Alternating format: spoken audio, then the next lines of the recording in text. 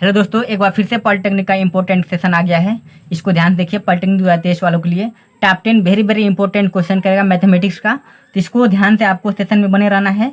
तो चलिए सेशन को स्टार्ट करते हैं। वीडियो अच्छा लगा तो वीडियो को लाइक करना, चैनल पर नया हो तो चैनल को भी सब्सक्राइब करना। तो चलिए सेशन को स्टार्ट करते हैं। देखिए क्वेश्चन लिखा है, रूट में 1 + sin 2 थीटा किसके बराबर है। तो चलिए इसको सॉल्व कर लेते हैं जल्दी जल्दी। लिखा हुआ है, चलिए इसको लिखते हैं।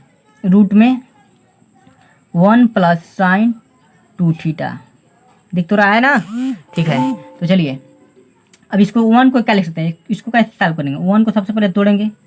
1 को क्या लिख सकते हैं, sin square theta plus cos square theta. जैसा कि आपको पता है sin square theta plus cos square theta value 1 होता है, तो इसके जगह हम ये लिख सकते हैं। अब प्लस sin 2 थीटा का फार्मूला अगर नहीं याद है तो फार्मूला लिख रहे हैं, इसको ध्यान से देखिए। sin 2 थीटा का फार्मूला होता है 2 sin theta into cos theta, ये आपका फार्मूला होता है। अब आपको इस फार्मूला तोड़े हैं तो कुछ दिख रहा होगा, a² + b² + 2ab, यानी कि a + b का होल स्क्वायर बन चुका है। तो चलिए इसको लिख लेते हैं, इसको लिख लेते हैं sin theta plus cos theta का होल स्क्वायर। अब चलिए इसका वर्गमूल निकालेंगे तो क्या हो जाएगा, क्या हो जाएगा, एक बार हो जाएगा क्योंकि 2 बार है, तो इसमें जब वर्ग रूट से बाहर निकला तो एक बार हो जाएगा। sin theta plus cos theta, तो इसका राइट आंसर क्या हो जाएगा, sin theta plus cos theta, यही तो राइट आंसर है। तो देख लीजिए, ऑप्शन मार लेते हैं, ऑप्शन नंबर 2 राइट आंसर हो जाएगा। आई होप इतना क्वेश्चन बहुत बढ़िया से समझ में आ चुका होगा। तो आप चलते हैं अपने अगले प्रश्न की ओर। ये देखिए बहुत इंपॉर्टेंट क्वेश्चन है, इसको देखिए ध्यान से। समीकरण x² + 2x - 143 = 0 के मूलों के वर्गों का योग क्या होगा। ये बहुत इंपॉर्टेंट क्वेश्चन है, इसको ध्यान से देखिए, सॉल्व करते हैं। देखिए आपको पूछ रहा है मूलों के वर्गों का योग, तो चलिए इसका मूल मान लीजिए। माना अल्फा तथा बीटा इसका क्या है, इसके मूल हैं, ठीक। इस समीकरण के जब अल्फा तथा बीटा इस समीकरण का मूल है तो क्या हो जाएगा, इसमें पूछ रहा है मूलों के वर्गों का योग, यानी कि इसी का वर्गों योग पूछ रहा है, यानी कि α² प्लस बीटा का होल स्क्वायर का वैल्यू पूछ रहा है, ठीक, यही पूछ रहा है। तो क्या हो जाएगा, सबसे पहले आपको निकालना पड़ेगा इसके मूलों के योगफल और मूलों का गुणनफल। तो चलिए निकालते हैं मूलों का योगफल और मूलों का गुणनफल। देखिए मूलों का योगफल क्या होता है, मूलों का योगफल अल्फा प्लस बीटा का वैल्यू होता है -b/, ये तो है फार्मूला, यानी कि b क्या है हमारा x का गुणांक है, तो x का गुणांक यहाँ क्या है 2, यहाँ माइनस होता है तो -2/, ये क्या होता है हमारा x² गुणांक, तो x गुणांक 1 हो जाएगा, तो यहाँ पर 1 = क्या हो जाएगा -√2, यानी कि अल्फा प्लस बीटा का वैल्यू -2 आ गया है। उसके बाद से देखिए मूलों का गुणनफल क्या होता है, मूलों का गुणनफल अल्फा इंटू बीटा का वैल्यू होता है c/a, ठीक, यानी कि अचर पद बट्टे x² गुणांक। तो अचर पद क्या पे 143 माइनस में है तो -143 बट्टे ये मतलब x² गुणांक, यहाँ पर 1 है तो 1 लिख देंगे। अब क्या हो जाएगा 143, ये हमारा अल्फा इंटू बीटा का माना गया, यानी कि अल्फा प्लस बीटा मूलों का योगफल और मूलों गुणनफल का वैल्यू निकाल दिए हैं। अब आपसे पूछ रहा है इसका वैल्यू पूछ रहा है इसका, तो चलिए इसका निकालते हैं। चलिए इसको यहाँ पर लिखते हैं, उसके बाद सॉल्व करते हैं। देखिए क्या हो जाएगा α² प्लस β², यानी कि a² प्लस b² का फार्मूला क्या होता है, चलिए बताइए। a² - b² का तो फार्मूला याद है, लेकिन a² प्लस b² का फार्मूला क्या होता है, चलिए नहीं याद है तो इसको देख लीजिए। इसको हम लिख सकते हैं अल्फा प्लस बीटा का होल स्क्वायर -2α इंटू बीटा, ये फार्मूला होता है, इसको ध्यान देना है। चलिए इसी का वैल्यू आपसे पूछ रहा है, तो अल्फा प्लस बीटा का वैल्यू निकालें, यहाँ पर देखिए -2, तो -2 का स्क्वायर यहाँ -2 अल्फा इंटू बीटा का बांध दिया यहाँ पर -143, ठीक, तो -143 लिख लेते हैं। अब क्या हो जाएगा, इसका स्क्वायर करेंगे तो माइनस हट जाएगा 4, इसमें माइनस करेंगे तो प्लस 2 का 143 में करेंगे क्या हो जाएगा 286 हो जाएगा। अब इसको जोड़ लीजिए तो क्या हो जाएगा 290, तो इसका राइट आंसर क्या हो जाएगा 290। आई होप आपको ये क्वेश्चन बहुत बढ़िया से समझ में आ गया होगा। तो देखिए 290 कहाँ पर है, यहाँ पर टिक मार लेंगे। तो चलिए अब चलते हैं अपने अगले प्रश्न की ओर। ये देखिए दोस्तों अगला प्रश्न आ चुका है, यह बहुत इंपॉर्टेंट ये भी प्रश्न है, इसको ध्यान से देखिए क्योंकि आपको एग्जाम में लाग वाले प्रश्न आते हैं, एक या 2 क्वेश्चन आते हैं, तो इसको ध्यान से देखिए, बहुत इंपॉर्टेंट क्वेश्चन होने वाला है। देखिए log m/8 प्लस log 1/6 = 2/3 हो तो m किसके बराबर है। तो चलिए इसको सॉल्व करते हैं। इसको किस तरह सॉल्व करेंगे बताइए। चलिए इसको पहले लिखते हैं, उसके बाद सॉल्व करते हैं। तो लिखते हैं, देखिए यहाँ आप लिख रहे हैं log m/8 दिया है, ठीक, प्लस log 1/6 और बेस में 8 दिया है इक्वल टू 2/3। और आपसे क्या पूछ रहा है, एम का वैल्यू पूछ रहा है, यानी कि इसी एम का मान निकालना है। तो कैसे निकालेंगे, चलिए यहाँ दिख रहा है log m plus log n, base same same है तो ये फार्मूला यहाँ पर अप्लाई कर लेंगे। जैसा कि आपको पता है log, यहाँ फार्मूला लिख दे रहे हैं, log m plus log n क्या होता है, ये होता है आपका log m इंटू n, ये आपका फार्मूला होता है। इतना आई होप आपको इतना समझ में आ रहा होगा, ये फार्मूला तो याद होगा। चलिए ये फार्मूला अगर याद है तो इसको सॉल्व करते हैं। यहाँ देखिए बेस सेम सेम होता है ना, बेस सेम सेम क्या लिखते हैं, log m plus log n को क्या लिख सकते हैं, log, यहाँ पे बेस लिख दीजिए 8 और m इंटू n, यानी कि m इंटू n करेंगे 1/6 करेंगे तो 6 नीचे आ जाएगा, ठीक, इक्वल टू 2/3 आपको दिया हुआ है। चलिए अब इसको सॉल्व करते आगे। अब इसको क्या लिखते हैं, एक और इसमें फार्मूला अप्लाई होगा। जैसा कि आपको एक फार्मूला याद होगा, यहाँ पे देखिए log x base e equal to n, अगर इस तरह आपको लिखा होता है तो यहाँ पर एक्सपोनेंशियल फार्मूला है, यहाँ पर log हट जाता है, e और x जगह पे n आएगा और x हमारा n के जगह चला जाता है, ये फार्मूला होता है। तो e के power n equal to x, ये आपको फार्मूला याद करना है और इसी फार्मूला को इसमें अप्लाई कर लेना है। ये बहुत इंपॉर्टेंट फार्मूला है, तो इसको देखिए क्या हो जाएगा। देखिए यहाँ पे एक जगह पे यहाँ पर 8 है तो 8, अब यहाँ x जगह पे यहाँ m/6, यानी कि m/6 जब क्या हो जाएगा 2/3 आएगा, तो 2/3 लिखिए इक्वल टू, अब यहाँ 2/3 यानी कि n की जगह पर क्या आ जाएगा हमारे m/6 पूरा जाएगा, यहाँ पर तो क्या हो जाएगा m/6, ये हो जाएगा। आई होप इतना समझ में आ गया होगा। अब इतना समझ में आ गया तो आपका सॉल्व हो जाएगा। चलिए सॉल्व करते हैं। अब इसको क्या लिख सकते हैं, इसको 8 को हम लिख सकते हैं 2 के पावर 3, ठीक, और इसके पावर में लिखा हुआ है 2/3 ऑलरेडी, उसके बाद m/6, ठीक। अब क्या लिख सकते हैं, जब आपको दिया है इसके अंदर कोई नंबर होता है, इसका पावर होता है और पावर का पावर होता है क्या, मल्टीप्लाई कर लेते हैं। तो चलिए इसका मल्टीप्लाई करते हैं, 2 के पावर यहाँ पर हटा दीजिए, 3 का मल्टीप्लाई करेंगे किस में, 2/3 में, इक्वल टू m/6। इतना समझ में आ गया होगा आई होप। तो क्या हो जाएगा, अब यहाँ देखिए 3 से 3 कट जाएगा तो बचा क्या, 2 के पावर 2 इक्वल टू m/6। अब 2 के पावर 2 करेंगे क्या हो जाएगा, 2 के पावर 2 यानी कि 4 इक्वल टू m/6। अब 6 का मल्टीप्लाई कर दिए, क्रॉस मल्टीप्लाई, तो m इक्वल टू क्या हो जाएगा 24। आई होप आपको ये प्रश्न बहुत अच्छा से समझ में आ गया होगा। देखिए यहाँ पर इसका आंसर देख लेते हैं। देखिए आंसर दिया है 3rd नंबर। आई होप ये क्वेश्चन बहुत बढ़िया समझ में आ गया होगा। क्वेश्चन समझ में आ गया होगा तो वीडियो को लाइक कर लीजिए और चैनल पर नए हैं तो चैनल को भी सब्सक्राइब कर लीजिए। तब तक चलते हैं अपने अगले प्रश्न की ओर। हेलो दोस्तों, आपकी स्क्रीन पर अगला प्रश्न आ चुका है। देखिए बहुत इंपॉर्टेंट प्रश्न ये भी है, लिखा हुआ है लाख 243 बेस में 81 किसके बराबर है। तो चलिए इसको सॉल्व करते हैं। इसको क्या लिख सकते हैं, देखिए पहले नंबर क्वेश्चन लिखते हैं, लाख 243 बेस में 81 लिखा हुआ है। तो चलिए अब इसको तोड़ लेते हैं। तो इसको क्या करेंगे, लॉग 243 को तोड़ेंगे क्या हो जाएगा, इसको तोड़ेंगे तो हमारा हो जाएगा 3 के पावर 5 और लॉग या 81 तोड़ेंगे तो क्या हो जाएगा, इसको पेंथ लिखते हैं छोटा सा थोड़ा। इसको जब तोड़ेंगे तो 3 के पावर हमारा क्या हो जाएगा, ये हो जाएगा हमारा 4। इतना समझ में आ गया होगा। चलिए अब एक फार्मूला होता है, फार्मूला लिखते हैं, उसको ध्यान से देखिए। देखिए फार्मूला हमारे होता है ये लॉग m के पावर n, ये होता है, और बेस में जो होगा a के पावर b। अब हम इसको लिख सकते हैं n/b log m base b। ये हमारा क्या होता है, फार्मूला होता है जो कि बहुत इंपॉर्टेंट है। अब इसी फार्मूला पे इसको तोड़ लेते हैं। देखिए जो हमारे n इसके आगे आया था, इसी प्रकार 5 आगे आएगा।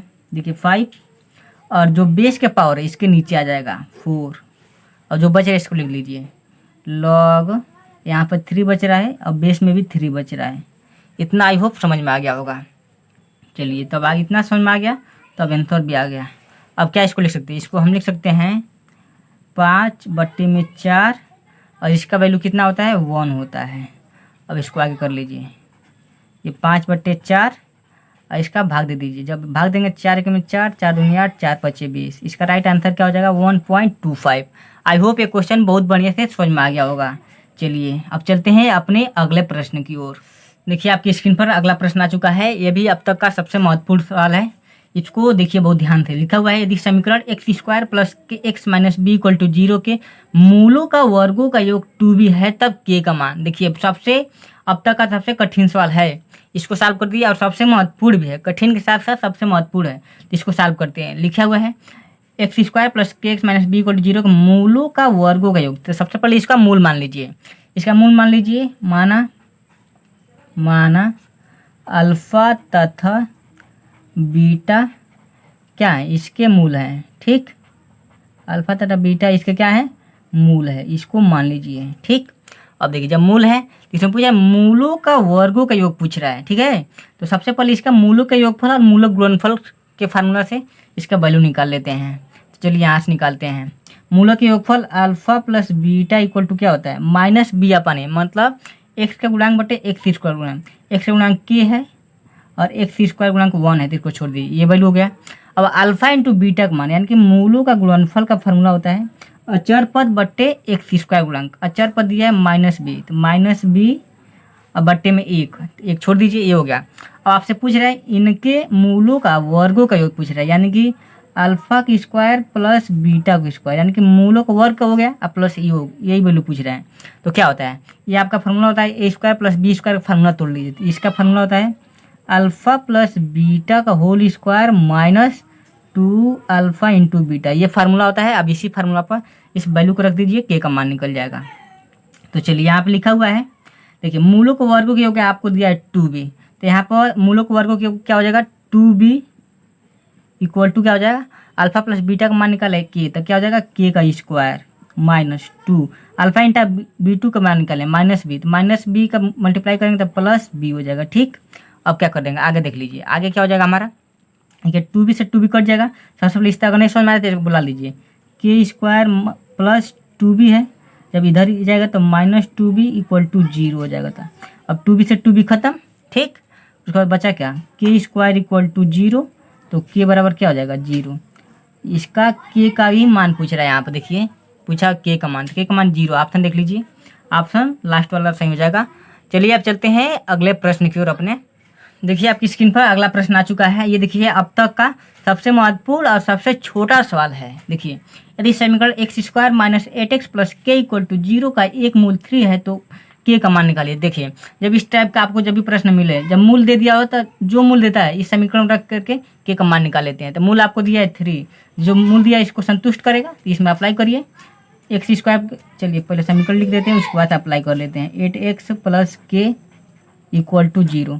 तो मूल आपको 3 है तो इसको संतुष्ट करना चाहिए, तो 3 रखिए, तो क्या हो जाएगा 3 का स्क्वायर 3 3 9 माइनस 3 का मल्टीप्लाई 8 में करेंगे क्या, 3 और 8 24 प्लस के बराबर 0। अब इसमें घटाएंगे क्या हो जाएगा, घटाएंगे तो माइनस 15 हो जाएगा और प्लस के इक्वल टू 0। ठीक, तो के बराबर क्या हो जाएगा हमारा 15 प्लस 15 हो जाएगा ना। तो इसका राइट आंसर क्या हो जाएगा, 2 15 दे दिया है, तो इसको एक बना लीजिए, यहाँ पे इसी को बना लीजिए, तो इसका राइट आंसर क्या हो जाएगा +15। ठीक है, आई होप ये क्वेश्चन बहुत बढ़िया से समझ में आ गया होगा।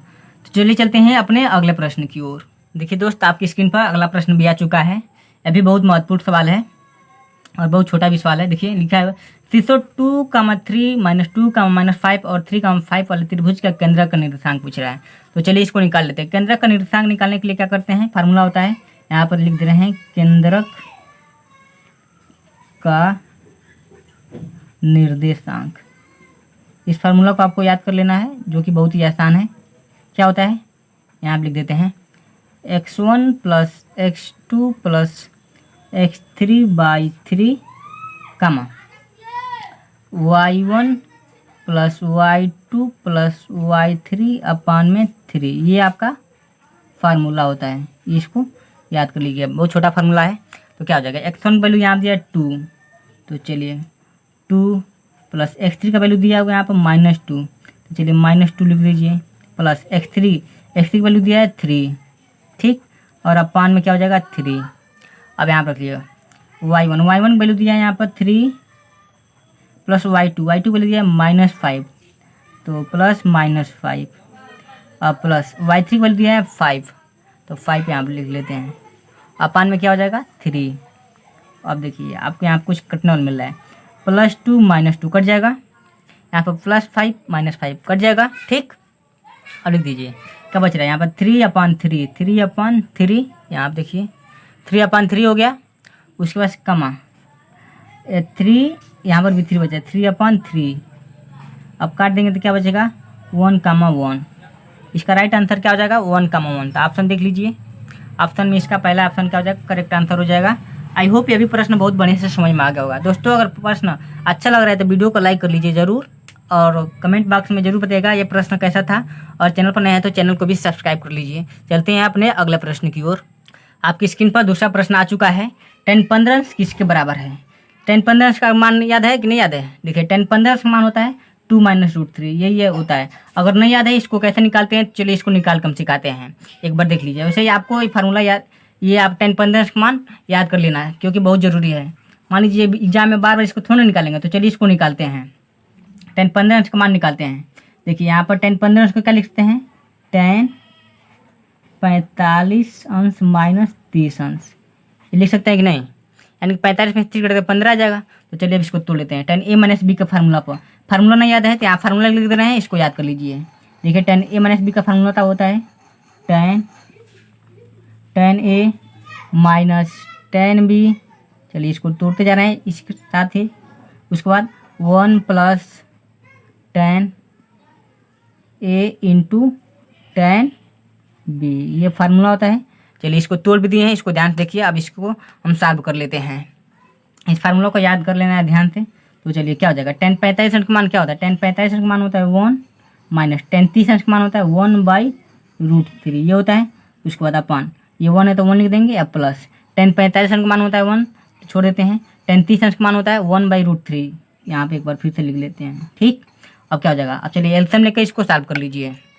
अब तो एलसीएम लेना आता है ना, चलिए हम सॉल्व करते हैं, इसको ध्यान देखिए। ये हो जाएगा √3 - 1/√3, और अपान में ये √3 वही चीज़ है केवल इसने प्लस में दिया है, √3 + 1/√3, ये हो जाएगा। अब √3 से √3 गायब, ठीक है। उसका जो बचा है उसको लिख लीजिए, क्या बचा है, √3 - 1/√3 + 1। अब इसका परिमीकरण कर लीजिए। परिमीकरण क्या करते हैं, अपोजिट साइन से, यानी कि √3 यहाँ प्लस है तो माइनस हो जाएगा 1, √3 - 1। अब क्या हो जाएगा, चलिए इसको, ये 2 बार है तो इसको 2 बार लिख देते हैं।